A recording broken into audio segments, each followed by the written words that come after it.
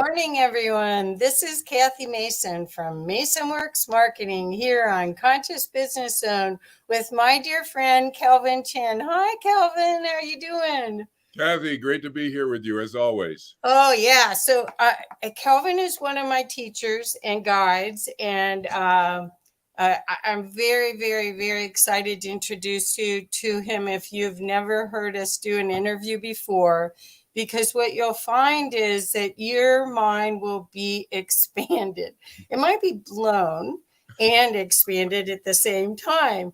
And the reason I say that is Kelvin is a meditation teacher. He has 3 nonprofits. He's an author, past lawyer. Here's one of his books, which is Marcus Aurelius, and I've got pieces of paper on every other chapter of it.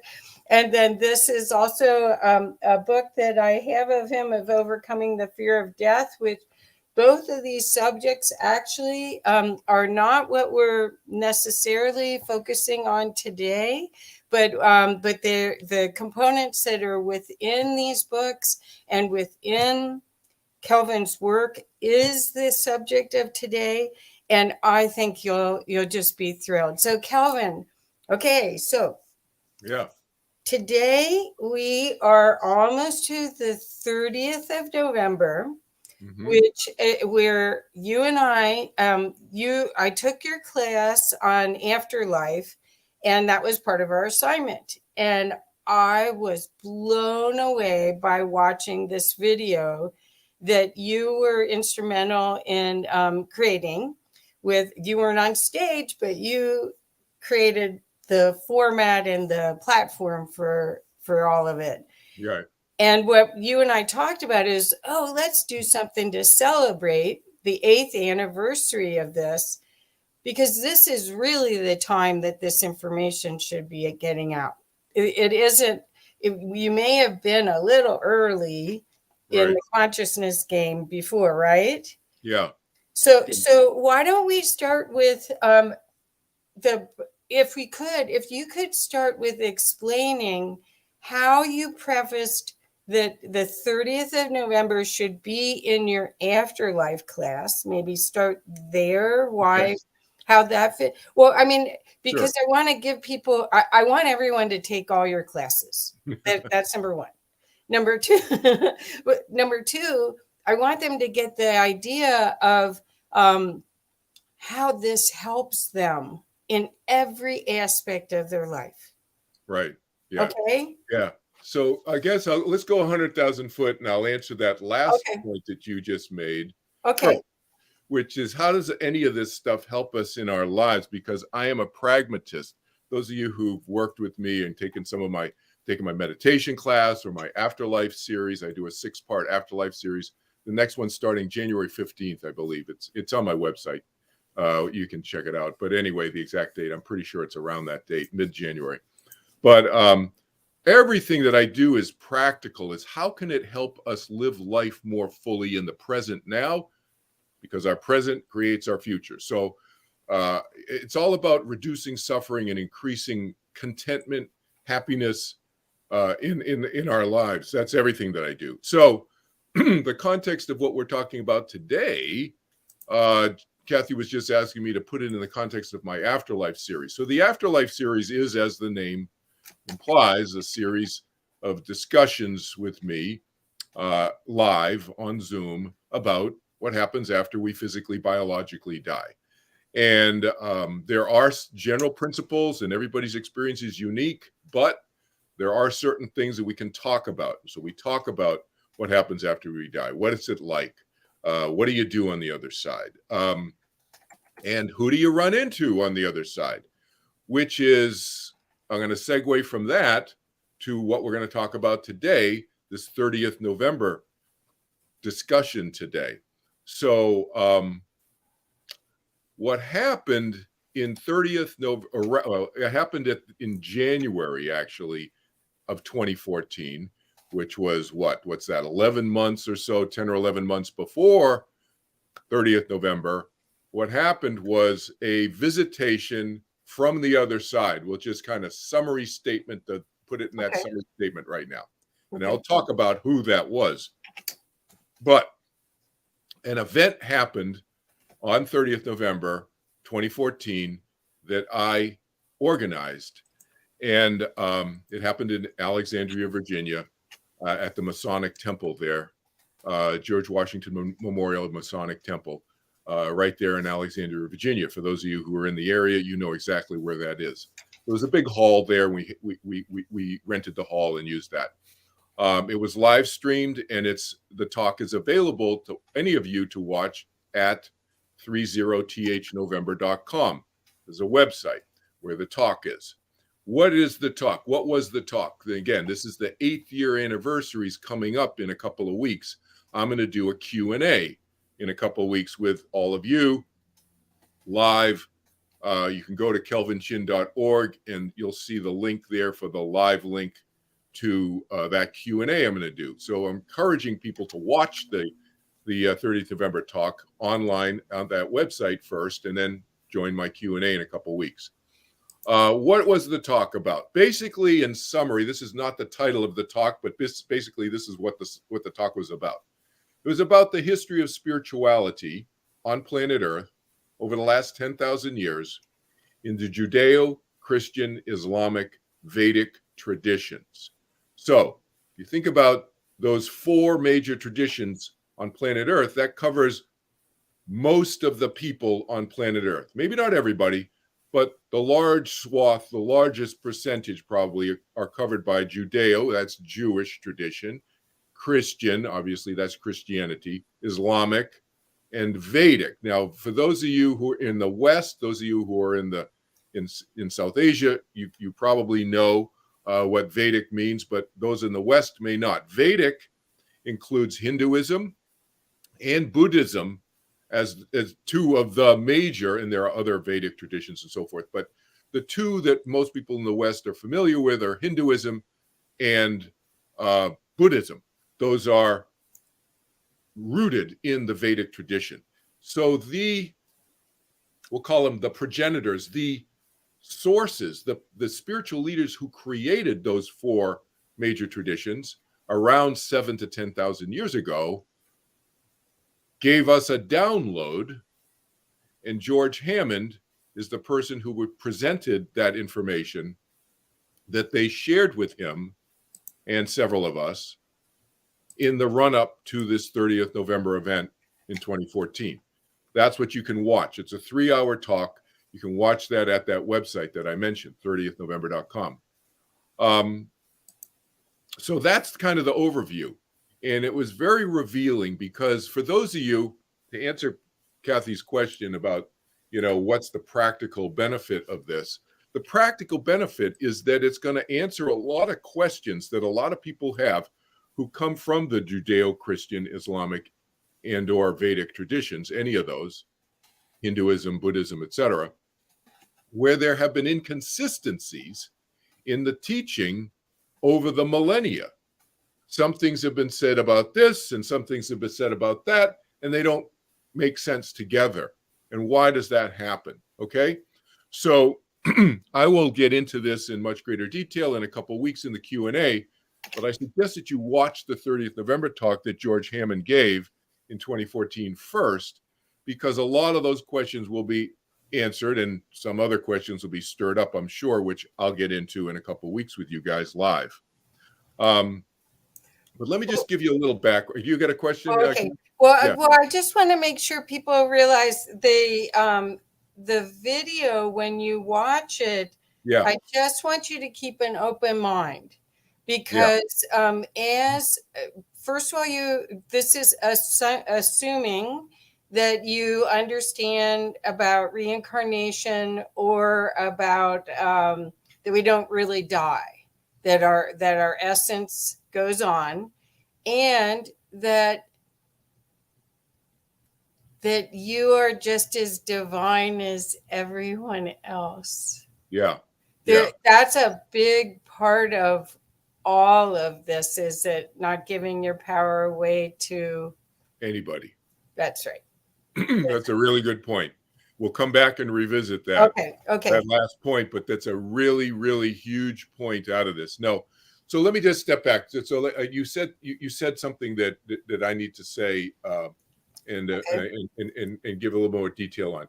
So you're right. This is going to the talk may cause some questions to be answered, also but also raise questions and in people's minds. And the bottom line is, as I said at the outset, I'm a pragmatist. And so George is a pragmatist. We are pragmatic people and we are respectful of people's beliefs. That's important to understand. So the talk is not to change people's beliefs about Judeo-Christian-Islamic-Vedic traditions and beliefs that they may have had their whole life, or for many lifetimes for that matter. It's to explain things that may, as I said, seemed a little inconsistent at times for those of you who are kind of more thinking about stuff. And so it's really an explanation. That's the key word. It's not about changing people's beliefs. Now, it might have the effect of changing some people's beliefs as they got more explanation about why this happened and why this was done. For example, what is one of the things that's talked about is why was the prophetic approach done in what 3,000-4,000 years ago it started, and Jehovah, who's also known by different traditions as God, Allah, Yahweh in the Jewish tradition. Why did the personality known as Jehovah come up with this idea? And where did that come from? And we could touch a little bit. We'll see how much time we have to touch on this today. But George gets into that in some detail in his talk. So I don't want to steal the thunder. And he lays it out in a very logical way, too. So I'm just here today to kind of hit on some certain points with you guys to try to encourage you to go check it out. Again, it's not about changing your beliefs. It's about explanation, explaining ideas. And what was the thinking behind this plan? Because for those of you who know anything about plans on the other side, we can create soul plans, for example. And this, there are many soul plans that were created out of this larger plan of this group of spiritual leaders, of which there's about 12 to 15 to 20 of them who are kind of involved at various times. At various times, there were 12. At various times, there were 15. At various times, there were 18, whatever. You know, I'm just making up numbers. Yeah. But they changed at different times over the thousands and thousands of Earth years that this was going on. All right? So let me just give you a little context here first. So how did this whole thing come about? It came about because a man named Maharishi Mahesh Yogi, that name may sound familiar to some of you, but may not sound familiar to some of you. So let me just give you, George gives you a little background there too, but let me just say that those of you who know that I learned to meditate when I was 19 years old, when I was very, very stressed out. This is me, Kelvin Chin, talking about me. I learned TM, Transcendental Meditation. And what I'm telling you is material to the 30th November talk. It gives you a contextual understanding that George gets into a little bit, but I'm going to give you a little bit more behind the scenes description so that when you go watch it, you'll have actually even more background knowledge than somebody who just watched it cold. So I learned TM, Transcendental Meditation, as taught by Maharishi Mahesh Yogi. He's the guy who taught the Beatles to meditate in 1967 and so forth. I was an international leader in his organization for about 10 years. They went off in a different direction, got into other stuff. And so I stayed with meditation and I went in a different direction. So now I call what I teach turning within meditation, but I still think very highly of what they're teaching in Maharishi and so forth. He is the guy who's going to be known historically as the guy who said meditation can and should be easy. No focusing, no clearing the mind, no controlling the mind, all of that. So I think historically he will be known for that, as that spiritual revolutionary, I call him. Well, George Hammond, who gave the 30th November talk, also was an international leader with the TM organization around the same time I was. George and I learned around the same time. He learned a couple of years after I did, when we were at Dartmouth College together. We also, George and I, taught meditation together in Asia when I was the national leader of the TM organization in Hong Kong, and I coordinated 8 countries over there in Asia and so forth when I was in my 20s. So we have a history, is the point, with TM and with Maharishi Mahesh Yogi. I'm saying this to you because when you watch this 30th November talk, if you don't understand what I just said, if you don't have the background of what I just said, then you're kind of wondering, how come Maharishi this and Maharishi that? And why does George keep talking about Maharishi? Well, the reason is because we have this history with him, not only as Maharishi Mahesh Yogi, but also when he was John the Baptist. And George and I studied with him as a student of John the Baptist 2,000 years ago. Those of you who know the biblical story, John the Baptist came down as part of this, what we're calling the soul plan, this project of Jehovah's to plow the field before Jesus came. And then there was the John the Baptist and Jesus project, and they were supposed to be working together, moving forward to help mankind, humanity, men and women around the world. Okay? That was the plan. So I'm giving you big picture concepts here so that when you go and you watch the 30th November, you have a contextual landscape, so to speak, to make some sense of this stuff that George is talking about. Because he dives right into the stuff, because he has a very short window of time. It turned out he thought it was going to be a 2-hour talk. It turned out to be 3 hours long because I kept waving to him in the audience and he couldn't see us because the lights were so bright. We had 5 cameras. We were recording this. It's being live streamed around the world. And I kept waving to him. The manager of the camera crew was waving. He couldn't see anything. It was too bright.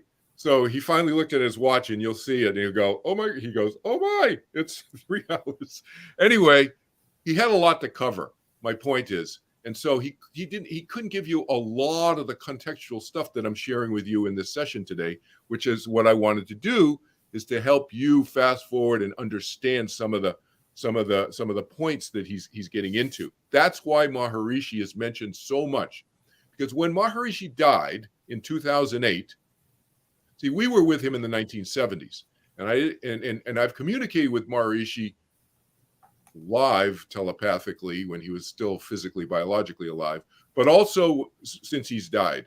And he came to George after George's sister died in George's house in January 2014, okay? The beginning of 2014. So that was the contextual thing, and George talks about that a little bit in his talk as well. He gives actually a very detailed description, which I'm going to save for you to watch him describe what it was like when he was holding John the Baptist. Remember, same personality as Maharishi Mahesh Yogi in the 20th century. John the Baptist's hand from the 2,000 years ago, he was John the Baptist. That same personality when he's holding Maharishi's hand, and when Jesus came into the picture as well. In George's picture, he sees their light body. I'm going to leave it at that. But he describes physically, physiologically, biologically, what it felt like in George's body when he was holding their hands in this experience that he had when they gave him the download. And Jehovah came in the picture as well, gave him the download of the material to talk about in this 30th November talk. Okay? So he got a 90-minute download right after his sister died. And for the next 11 months after that, we all started getting pieces of messages and so forth to add to the 90-minute download that George got. So that's contextually what happened in a nutshell in the January 2014 before the November talk. Let me also explain a couple of other things, Kathy, before I want you to ask me some questions because you've seen this talk. Yes. But let me just explain a couple of other points that George doesn't get into in great detail. He does a little bit. But who's Guru Dev, and what does this term holy tradition mean? For those of you who watching this some of you may have already watched it. And let me just clarify. So Guru Dev is a Sanskrit, Vedic, Hindu, depending on which language you want to look at it at. But it's basically a term that just means great teacher or exalted teacher. Dev means almost godlike. Okay, so a great teacher, that's what it means. So many of you have had meditation teachers in your history, probably, even this lifetime. And many of them will call their teachers Guru Dev. So Guru Dev is not the name, it's a title. But George keeps calling Maharishi's teacher Guru Dev because that's what we used to call him. Maharishi called him that, so we called his teacher that in the for George and me, in the 1970s, before we moved on from the organization. That's what we called Maharishi's teacher. So Maharishi is using it in the talk as if it's his name. It's not his name, it's just a title. His actual name of Maharishi's teacher was Swami Brahmananda Saraswati. So there are several members, as I already alluded to, of this group. They call themselves the movement on the other side. Movement meaning what? Because they're trying to help humanity move in a more positive direction by planting seeds, ideas, concepts, teachings, and sending a prophet down 4,000 years ago. Okay, this is your job. You're going to go and spread this teaching. Okay, you're going to go down and you're going to be so-and-so. You're going to be the prophet Elijah. That's who Maharishi was in a previous lifetime. Those of you who know that story in the Bible, it's referenced in the Bible that Prophet Elijah was later John the Baptist. Okay, so you're going to go down and you're going to teach this, and you're going to start telling people to turn within, and they're going to go within, and so forth. And he used baptism. That's why he's called John the Baptist, because there were many, many Johns then. John was a very common name. So John the Baptist, he's known as, because he's the guy who is the baptizing people in the River Jordan and other rivers. Okay, so this prophet idea, sending messengers down with messages to teach. So there's about 14 of these teachers in this group: Jehovah, Jesus, John the Baptist, Shankara. Who's Shankara? So let me just mention who Shankara is. Shankara and Swami Brahmananda Saraswati, who Maharishi refers to as Gurudev. So Shankara is another personality who's part of this spiritual leader group. Shankara was Vyasa in a previous lifetime, Vyasa. You can Wikipedia, look it up on the internet. Who was Vyasa? Vyasa wrote the Mahabharata. In the Mahabharata is a writing called the Bhagavad Gita. So many people have heard of the Bhagavad Gita, the Gita, Gita. The Bhagavad Gita is within this larger document called the Mahabharata, the story of the Mahabharata. Okay, Vyasa wrote this many thousands of years ago. Vyasa was also later Shankara, and also around 500 BC or so was the Greek philosopher Archytas in a previous lifetime. Okay, why am I telling you that? I'm telling you that so you know that Shankara is the progenitor. He's the one who created the Vedic tradition, okay, when he was Vyasa. The Vedic tradition comes out of the Bhagavad Gita and the Mahabharata, all right? But note also, he was a Greek philosopher, crossover between East and West, okay? Eastern thought, Western thought, in the same personality in different lifetimes. So just make a mental note of that as you listen to the 30th November. The other term I wanted to describe to you is holy tradition. George uses this term, holy tradition, at different points in the talk. What does the holy tradition mean? In the Vedic tradition, holy tradition means just giving respect and reverence to the teachers that came before you. That's all that means. So holy in Western culture very often means God or godlike or something like that. It does not mean the same thing in the same context in the Eastern traditions. Holy tradition just means respect to one's those teachers who came before you. So just a little context there. So in the sense, in the Shankara tradition, all those teachers that came since Vyasa through Shankara and so forth to the present. All right. So, so the 30th November talk is basically a result of explanations of concepts that were constructed 7 to 10,000 years ago to help humanity move forward. And they were inspired by Maharishi Mahesh Yogi, who died in 2008, remember? And he was the most recent person to incarnate on planet Earth in this spiritual group of leaders. Perfect. All right, there you go. Perfect. Okay. So I've watched this more than once, and I still am trying to connect the dots because what's amazing, it changes your perspective on what happens after you die. Partially because when you think of these incredible prophets or saints or whatever you want to call these masters were, that movements, and I wouldn't have even thought of using those words movement on it, but it's brilliant. It's brilliant. That after they left this physical realm, I would have thought they went back totally into non-physical, and their essence would be absorbed by the creation that created all of us, and then they might come back as another expression, but not with as much of the personality traits and the consciousness as what is presented in all of this. Could you talk a little bit about that? Because that's the first step of, we're told we're all drops in the ocean, and when we die, we go back into the ocean. But this is a different aspect of what goes back and what's kept to retool. Yeah.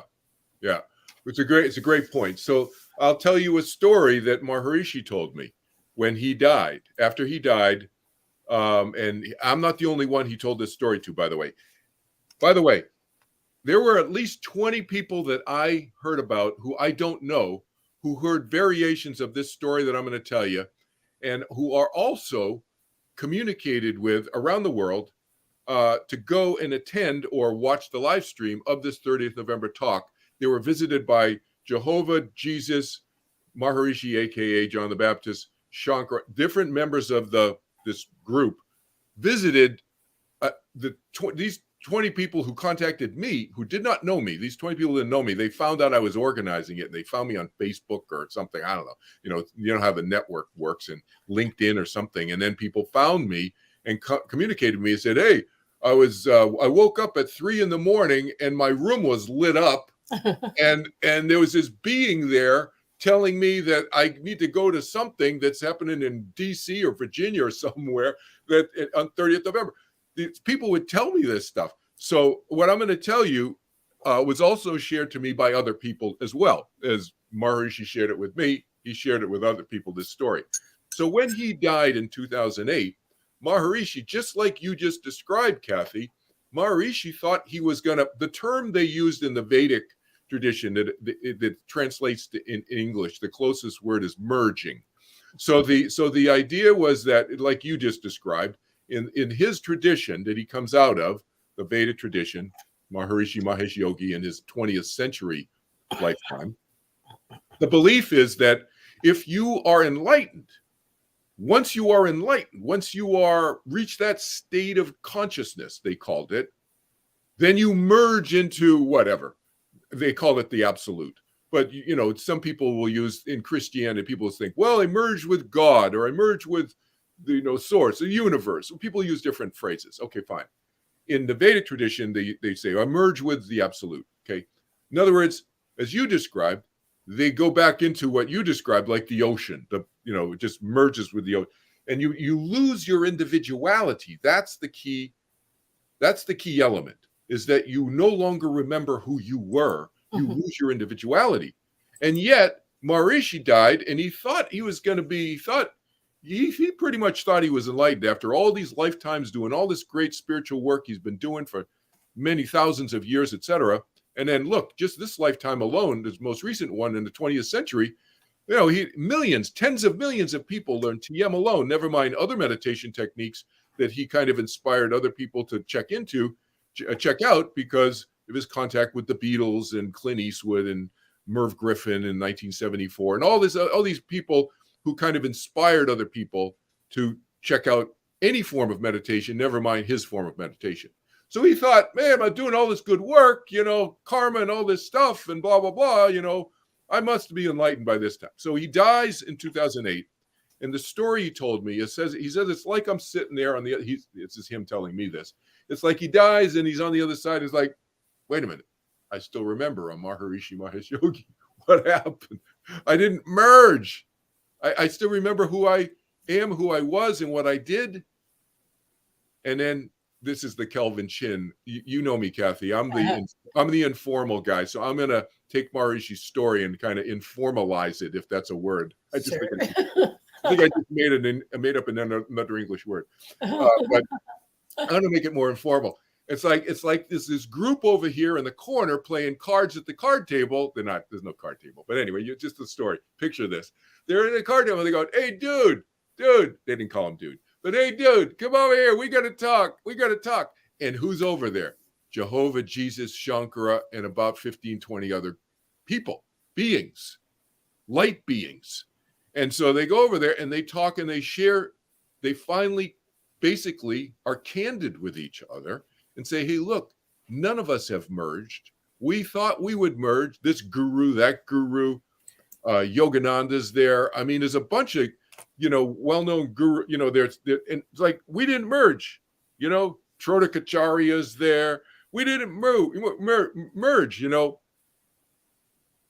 We thought we were enlightened. We're starting to change our thinking about this whole enlightenment thing. Maybe it's not a state of perfection where you merge. Maybe it's we are always improving and we live for eternity, always learning more and more about ourselves. And maybe there was no beginning and there is no end. And maybe that's what eternity really is. And so they start sharing these ideas, is the point. And Maharishi inspired this because he, as I said, he was the most recent one who incarnated and died biologically, and he's on the other side. But the other thing that Maharishi did, and George talks a little bit about this in the 30th November talk, but I'll kind of reference to you guys who are watching this now, is Maharishi traveled around for a couple of years, Earth years. And remember, when you're an energy body on the other side, you can travel really fast. You don't have a biological body. You don't have to get in an airplane or a car or, a bus or whatever. You're a mind, your energy. So your mental, you just travel. Can you travel at the speed of light? I don't know. You know how fast the speed of light is? 700 million miles per hour. That's the speed of light. Look it up. 696 million miles per hour. Round it off to 700 million miles per hour.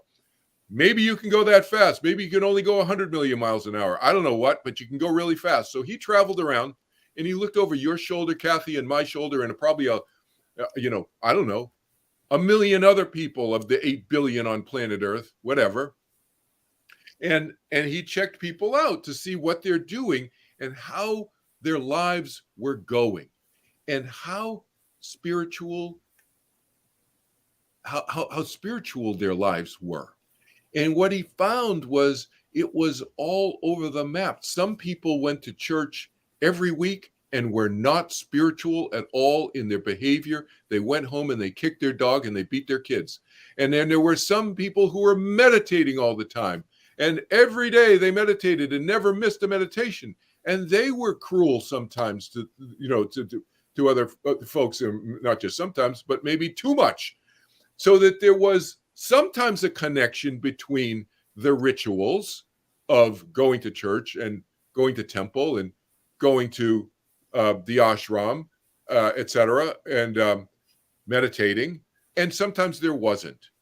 And so they started having this conversation. They, Maharishi, Jesus, Jehovah, Shankara, who was also Vyasa, remember, etc., and this group of 15 or 20 on the other side started talking about this for several Earth years and started discussing what they thought might be more common denominator ideas and concepts and approaches that would help humanity, as opposed to the way they were thinking about all the rituals and stuff that they may have been promoting before that.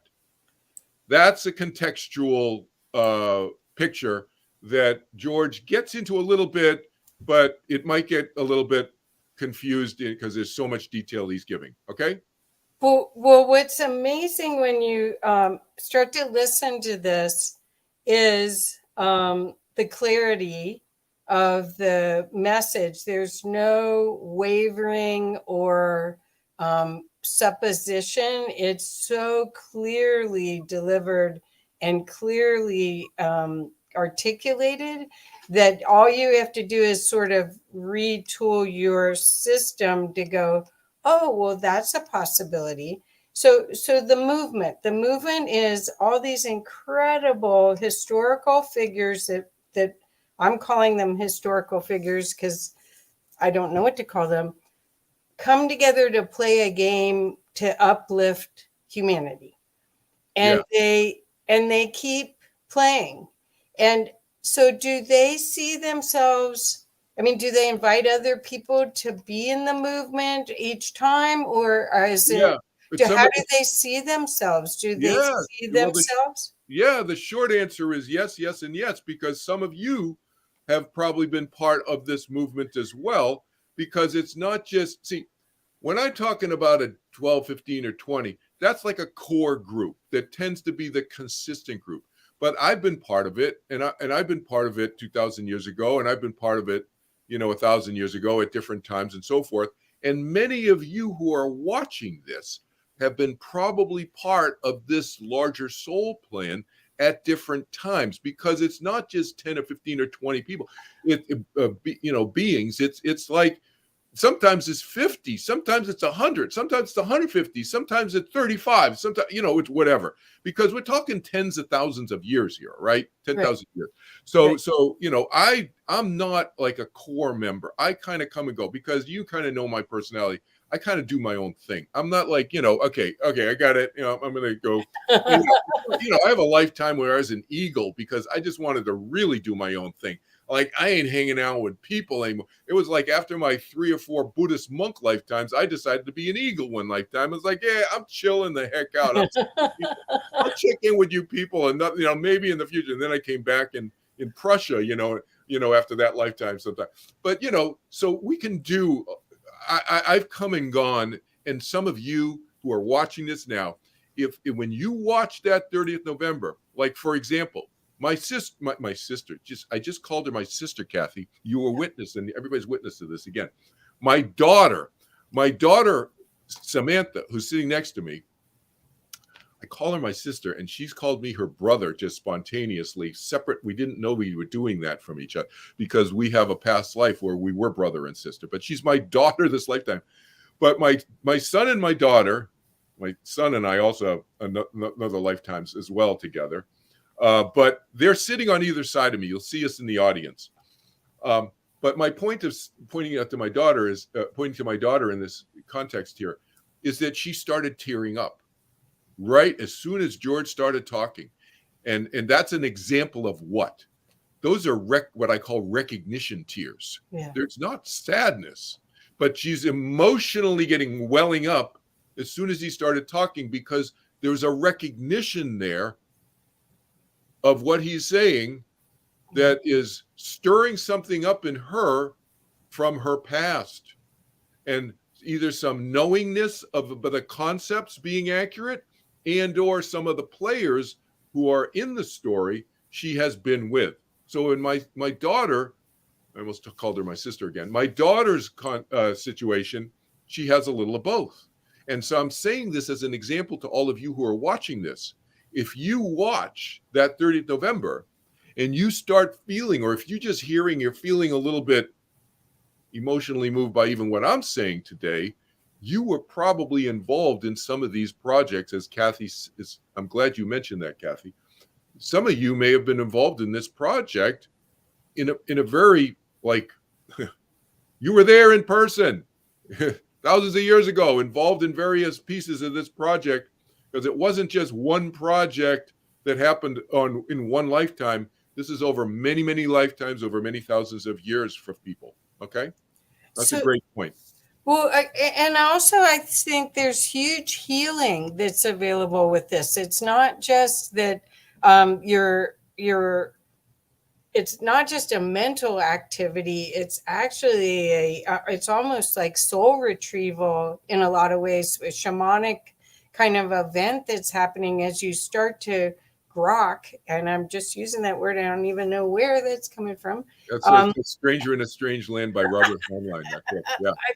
I wrote a term paper on him. I love that. Yeah. Anyway, but what we're talking about is we're talking about making sense of something that's so expansive Yeah. that is difficult for humans to make sense of, and your place in it. Yes. And once you have that expanded view, how you live your life from that perspective as well, because what we're talking about is here are people that remember who they were in past lives. They weren't always famous, illustrious individuals, but they see life as a positive progression. Right. And that's the other part, is we fantasize and we romanticize the Atlanteans and the Greeks and the Egyptians, and we forget how violent that was compared. Absolutely. Right? Yeah. We tend to cherry pick. And the thing is, George will mention some of his lifetimes in this talk, and you hear in some of my afterlife series, and if you go on my YouTube channel, you'll hear me talk about some of my lifetimes. The fact that we sometimes mention some of our known lifetimes historically does not mean that we've always been known historically. The reason that I mentioned some of my known historical lifetimes, and George mentioned some of his, he was asked to mention some of his by Jesus and Jehovah and Maharishi, aka John the Baptist, and Shankara. Why? To give this notion that you just are alluding to a number of times, Kathy, that our personalities continue, that there's something common about who we are as individuals within ourselves, not common with each other. There is that, but common within Kelvin Chin, that when Kelvin Chin wasn't Kelvin Chin, when he was a World War II fighter pilot whose name nobody knows in 1941, and he died in 1942. This is my lifetime. That there's that personality that existed then that is still existing now, is now expressed through a physical body that you guys know as Kelvin Chin, but also as a Carthaginian slave that I was, and so forth. George has many lifetimes like that, which is going to come out. He's going to reveal more clearly in a book that he's finishing right now. And my third book is also going through all of mine, and our books are geared towards showing that our personalities continue through lifetimes. It's not about being famous or not famous, because many of you have been famous and not famous in your lifetimes too. But when we have a historical person's personality that's known, that's been recorded, then we can compare that one with this one and this one with a more current one. That's why he was asked to mention some of his more historically known personalities, Kathy, in the talk. But George is going to talk all about his slave experiences and all these other experiences in his larger book. So Kelvin, a lot of this is an opportunity to see history in a whole different way, but it's also an opportunity to really wonder about this disclosure. So here we have George explaining what Maharishi and actually the movement, all of them are telling him to tell this, actually disclose information to the audience. And you didn't hear gasps that I could hear. but I mean, there's part of this, it was some of it was so out of my perspective of what I know or what I knew. Now it's expanded. But what do you think why did Jesus want him to share Yeah, the information about his life and his right, movement, right. and have us even think about it as a movement rather than, the storybook version of Jesus's life, which is what all Western civilization is based upon. Well, I think Jesus is the different personalities here have different agenda. So Okay. and so Jesus's um, objective, I think, in all this was to convey to people that he is a personality, that he did exist, and those of us who taught with him and studied with him and so forth, we left. John the Baptist told when George and I in that lifetime were together, he and I were brothers, and he had introduced me to John the Baptist back then. And then John the Baptist said, "You guys should go study with Jesus." So we went and we followed Jesus back then. But I think Jesus' intention, his objective, was to share the fact that number one, he's a personality. He's not God in the way that people view him. He doesn't view himself that way. Again, that Jehovah also is a powerful energy, but not God. They're all very powerful energies. But again, to your point that you raised earlier, we're all powerful energies and we're all special. That's a key takeaway from this talk. Now, are you and I as powerful as Jehovah and Jesus? No. Okay, I get it. Okay, but they're not saying we're all equal, but they're saying we are equal in the sense of opportunity, and we all have the opportunity to be equally powerful in our own unique way, if that makes sense. Okay, and Jesus has also wanted to convey, I think, a couple other things. One is that this notion that Paul created, that Jesus died on the cross to save everybody from their sins and so forth, was something that Paul created, and it was not part of Jesus's teaching. So I think he wanted Jesus, I know, I know Jesus wanted to convey that, to kind of start to correct that thinking, because that thinking has created a tremendous amount of suffering in the world as a side effect. And the other thing that Jesus wanted to convey was that, as you said, the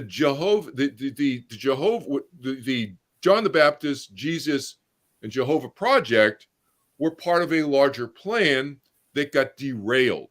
And John getting beheaded, John the Baptist getting beheaded by crazy, the wife of the local governor's wife, who said, "Hey, get this, let's behead this guy,"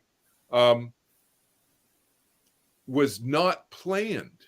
And this is a lesson in soul plans, that soul plans don't always work out the way you want. Do you think that if Jehovah, who people view as God or Allah or Yahweh, you don't think that powerful being would have tried to right the ship, so to speak? In Right. other words, make things work out in his soul plan if he could?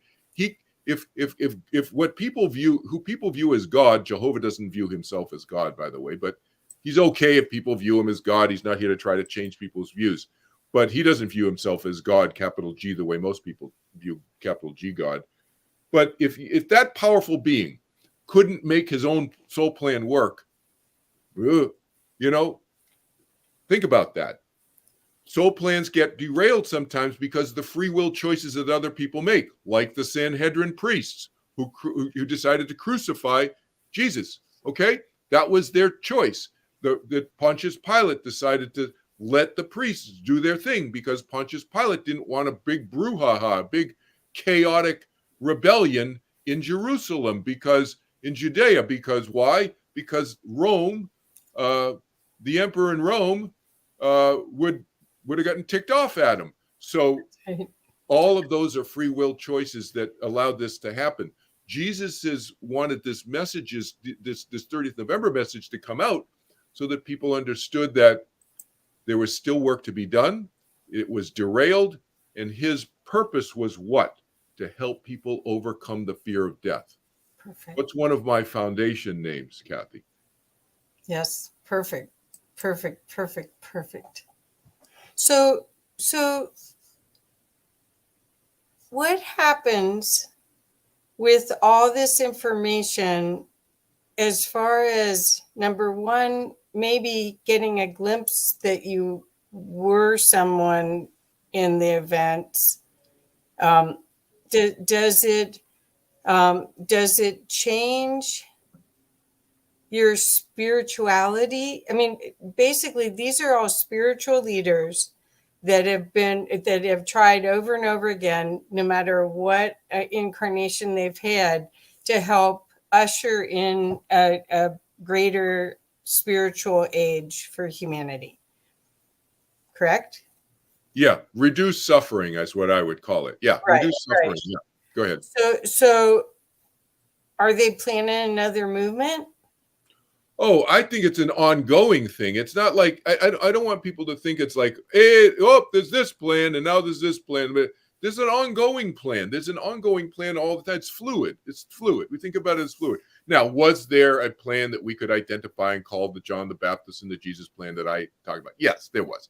But it didn't just stop there, and it's been continuing and so forth. And they've been, I call them whisperings. You know, we all get whispers from our dead loved ones and I get whisperings from my dead loved ones. I get whispering from my dead soldiers who I've led in battle in my other previous lifetimes, not this lifetime. And then you know, and spiritual leaders. So we get whisperings. We all get whisperings. That's ongoing. That's ongoing on how we can adjust and so forth. And so I don't want people to think that, oh, this is now the beginning of some movement.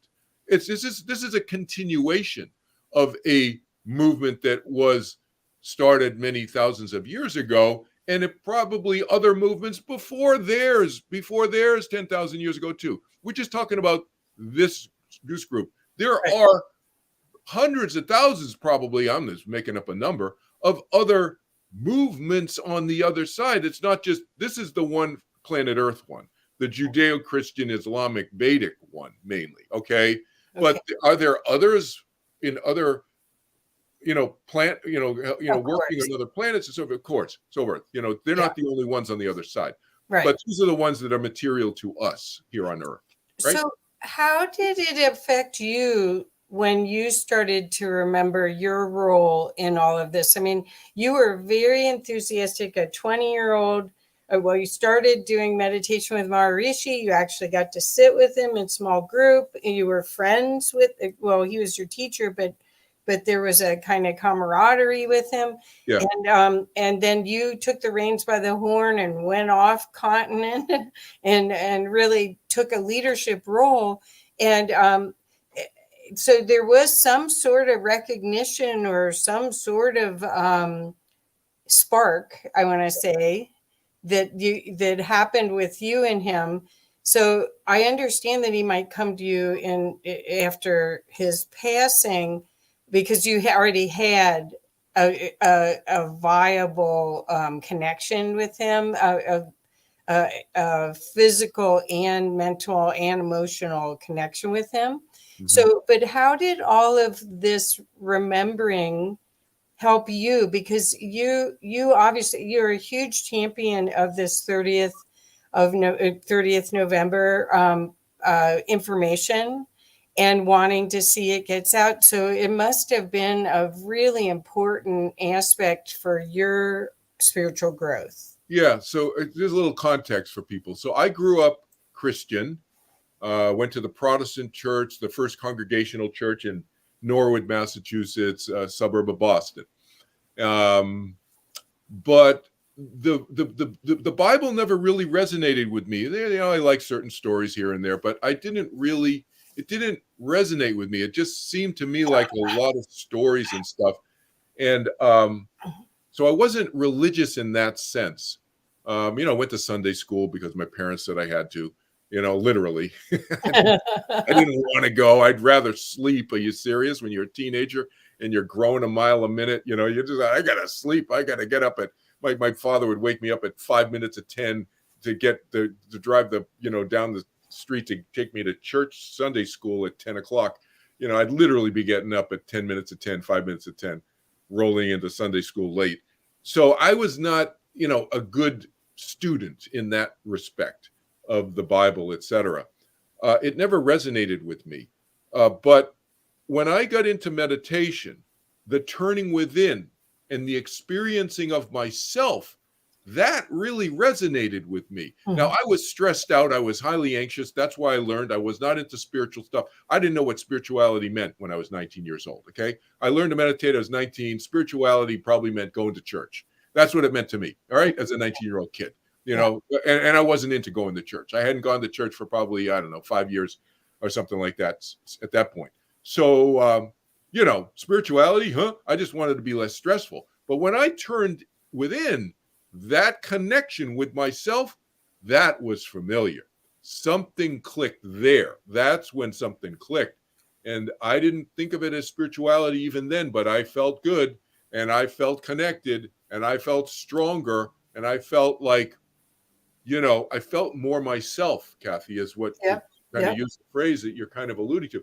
It was as if I found myself, which I literally did, because that Houston Astrodome part of our mind is ourselves. We get locked up into the little 8-inch bucket part of our conscious waking mind, which is part of ourselves, but it's a tiny part of ourselves. When I started experiencing the vastness of myself, I went, whoa, I'm home again, right? That's home. That's me. And so that's what really opened me up. And then, as you know, my past life memories just spontaneously started popping in the mid 70s, and I didn't even believe in past lives. So that was really the tumbling forward, the positive tumbling, if you want to call it that, in my journey that allowed me to open up more to myself. And then I started realizing, I enjoyed teaching. I was never afraid of getting up in front of groups, unlike 99% of the population is. But for some reason, I didn't know at that time that I'd had thousands of years speaking in front of thousands and thousands of people. Right. But I acted like I did when I started speaking in front of groups in high school and when I was 17, 18 years old. Right. Well, and you have such a presence when you speak also that's so comfortable.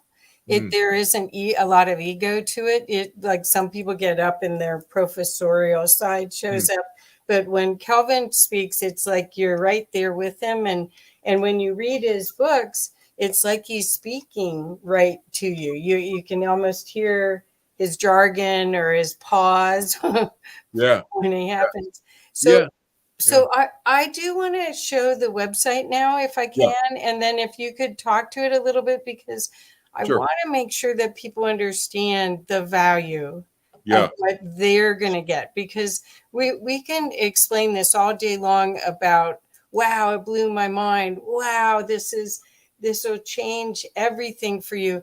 Wow, taking Kelvin's meditation class will give you a gift and toolkit that you cannot do without during these changing times. That all of this stuff is all pieces of the puzzle that are bringing you back to you and love, basically.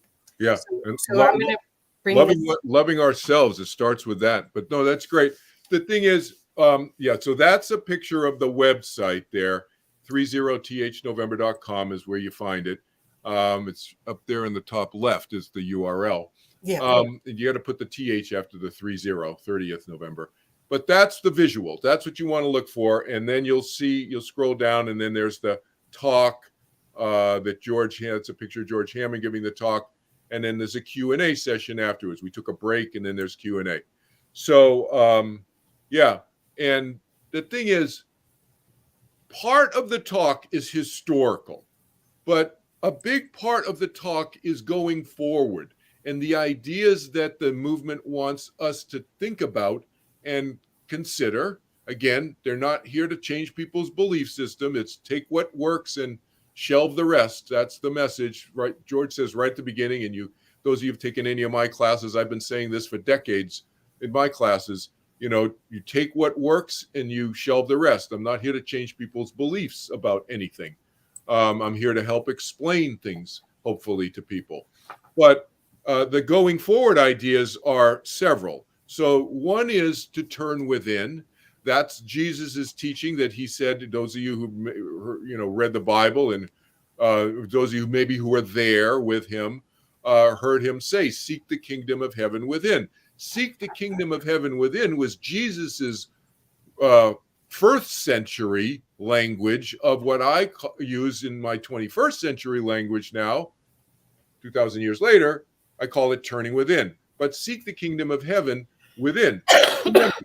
Maharishi, Jesus, Jehovah, Shankara, they're all from this same group. Jesus already knew how to meditate long before he became incarnated as Jesus. He didn't have to go to India to learn how to meditate. He's convening with all these Indian gurus for thousands of years before he became Jesus. All right? So Jesus was teaching us to meditate by using the phrase, seek the kingdom of heaven within. That's what he meant by this. So that's one of the going forwards, is to remind people of Jesus' teaching in that respect, turning within. Another is transcending cruelty. The idea of cruelty. Why are people cruel? Why are people bad, behave badly towards each other?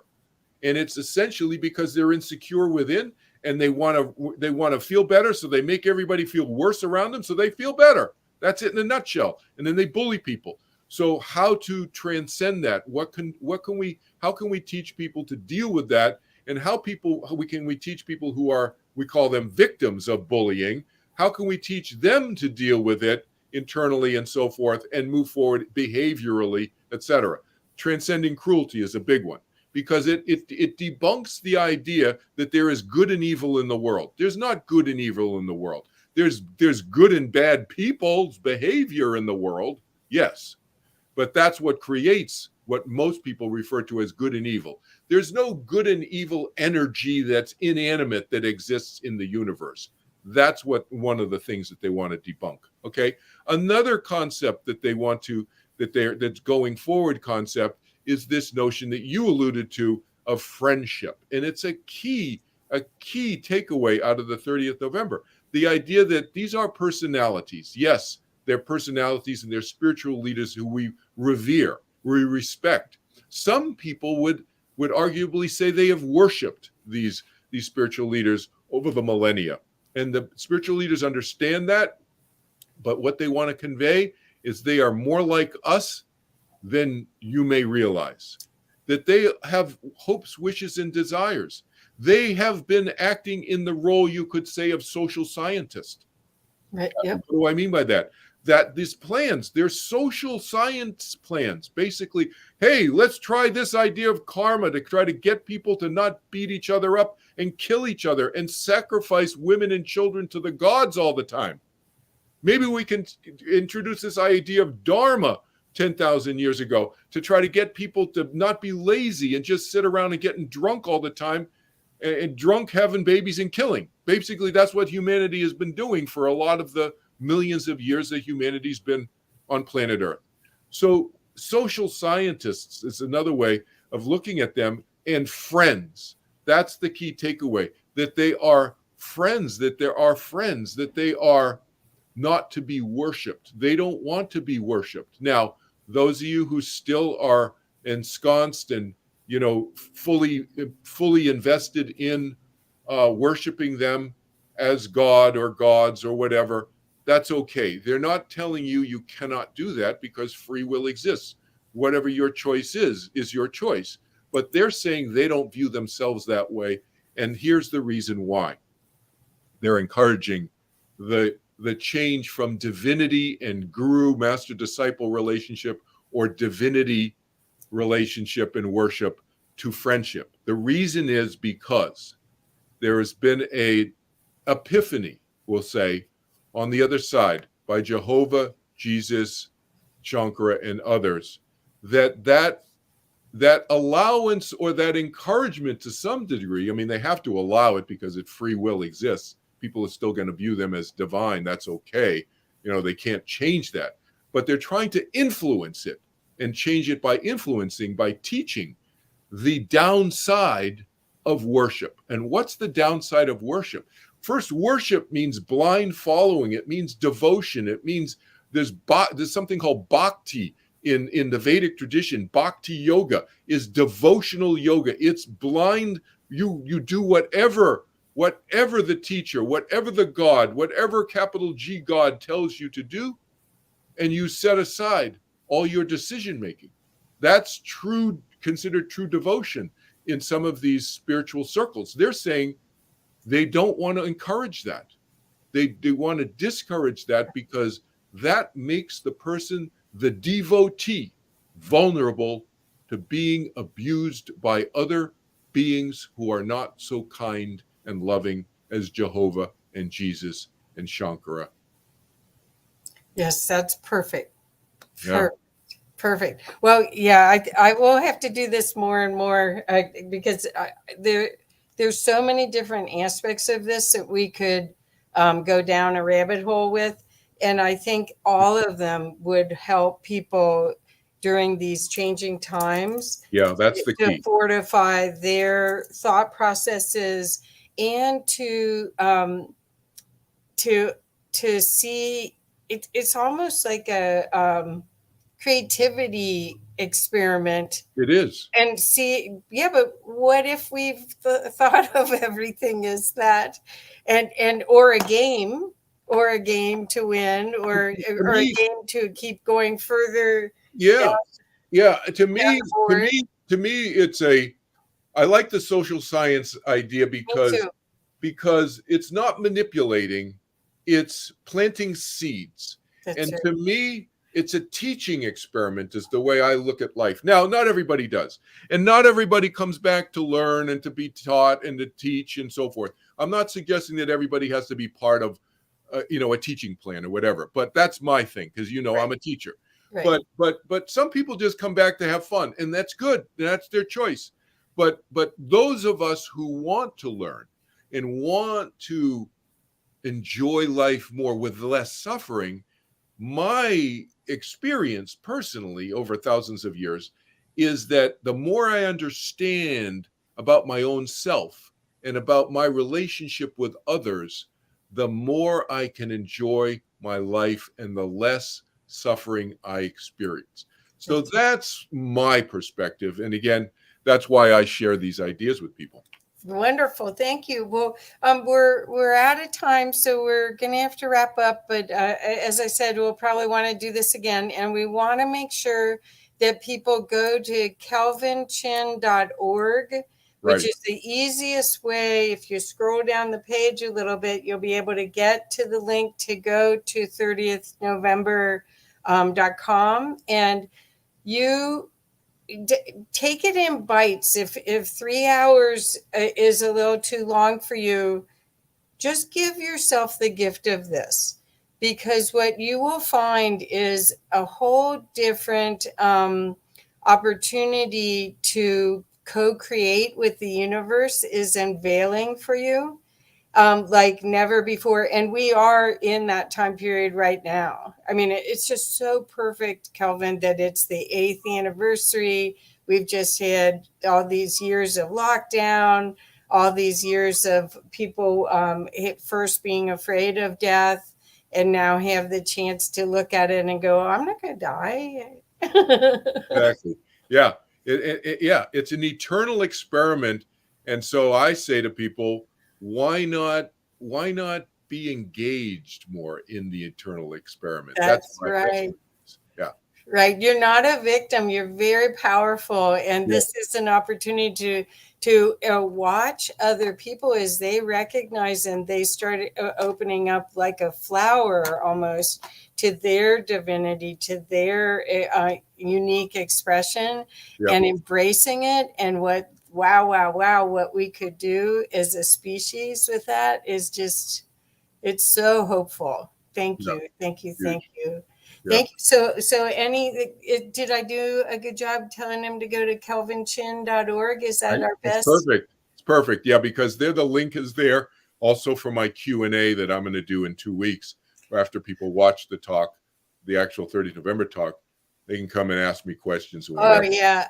Yeah. You guys, this could be a regular, just like The Wizard of Oz or some of those other family films that you watch together. Once you see this, you could see that you could watch it in group and have a tremendous discussion afterwards. And Calvin's a great instructor and leader in those kind of discussions that are life changing. So Yeah, yeah. If people did convene a group in their living room or whatever after they watch it and they wanted me to join them on Zoom, we could do those. You know, I could travel around on Zoom around the world to all the countries and wow, that's a great idea. yeah, Okay, well, another co-creative environment there. But yeah. what would happen is that people would lose their fear of a lot of this. That's the thing. Overcoming the fear of death. That was the fundamental objective of the John the Baptist and Jesus Project. And look, Jesus showed many of you may have been there thousands of years ago and saw Jesus come back in his light body to demonstrate that the physical biological body may die, but the soul, spirit, consciousness, our mind, our personality continues. And it was the same Jesus that we recognized from when he was walking with us in physical form. It was the same personality. So we recognized him. And so that is what is being shared implicitly and I suppose explicitly through the 30th November talk as well. Right. Great. Thank you, everyone. And thank you. Please share this and please do yourself a favor and check this out. You will be so glad you did. And the toolkits that are available from the meditation class or the Life After Life class, and the books, Overcoming the Fear of Death. I mean, you are on to a adventure with life at a whole different level when you get to experience all this. Thank you, Kelvin. Thanks, I just Kathy. appreciate you so much. Thank you so much. Thank you so much for having me. Great to be here. Thank you.